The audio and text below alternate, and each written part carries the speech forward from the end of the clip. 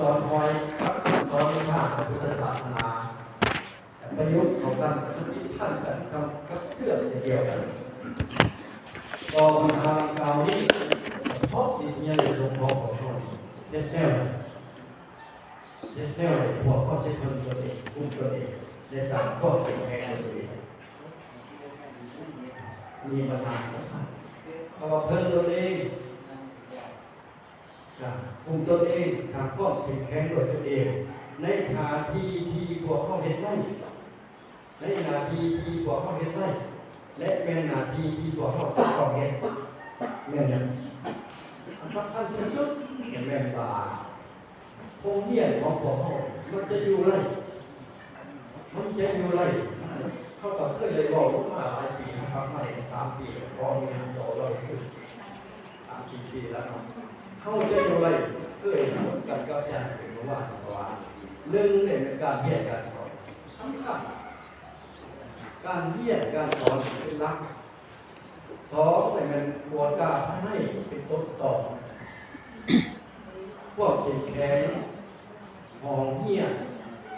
พวกเก็บแข็งการเหี้ยพวกเก็บแข็งการสอนพวกเราเก็บแข็งการคุ้มครองบริหารการคุ้มครองทางด้านวิชาการและการบริการ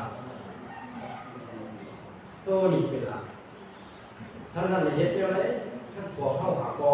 ยิ่งความเก็บแข็งลานี้ในนอกแล้วมันใส่ที่แกะปากไปแล้วเนาะนั่นเองแกะปากไปเลยเขาขั้นมันกองปากยุดสุดท้ายยัดแนวมันจะมีพวกเพิ่งคนเองกลุ่มคนเองและสามคนเองแทนตัวเองเขาจะบอกเอื้ออิงใส่พันเอื้ออิงใส่มุขมาเอื้ออิงใส่กุนันเอื้ออิงใส่บุรีเอื้ออิงแต่เนี่ยห้ามกินแต่อิงหากเป็น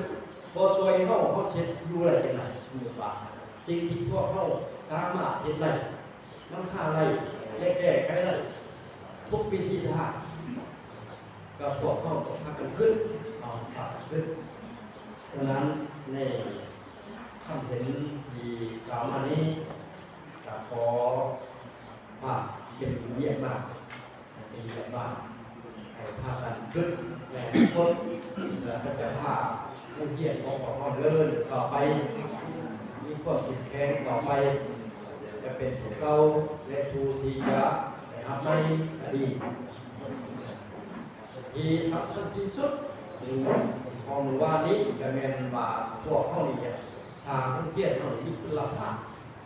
ที่บอกว่าเขาพวกเขาเยี่ยมคุณภาพเยี่ยมคุณภาพหลายนั้นที่พวกเขาอยู่นั่นเขาก็สามารถจะเห็นอะไรมั้งแต่ว่าให้พวกท่านเลือกเอาเรียกอะไรที่จะเป็นกับพวกเขาเรียกอะไรเหตุก่อนเรียกอะไรเหตุยุดเหตุก่อนแม่เรียกที่เหตุมั้งแต่ว่าเรียกอะไรเหตุก่อนเรียกอะไรเหตุตัวนี้สำคัญและเห็นเรียกเขาในโรงเรียนเท่านี้เห็นเสียงนอนเห็นอะไรมันดังผู้ห้ามตัวที่สูงในห้องที่ต่ำในย่อที่บ่พอพระกฐามาใส่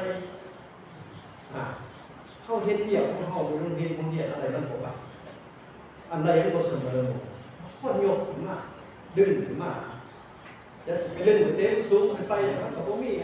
อยู่พื้นแล้วบ่ใหญ่บ่แหน่บ่หนามันก็พังขึ้นเลยมันก็พังขึ้นเลยฉะนั้นพวกเขารู้แล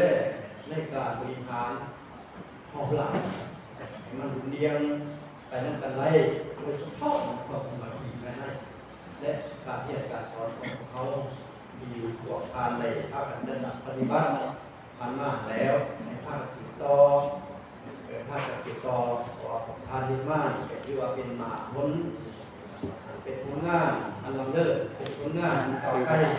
ที่พวกเขานำพากันมาถึงจุดนี้ขย่อนข้อมือปืนก็ของหันก็เอาใจใส่ขย่อนพ่วงสมาธินักแน่นสนับอยากให้ต่อเยอะให้เรียนเก่าให้มันมีพวกอันคงและยืนยงยาวตลอดไปดังนั้นบางทีก็ขอเพื่อชุ่มเพื่อจะได้ความสุข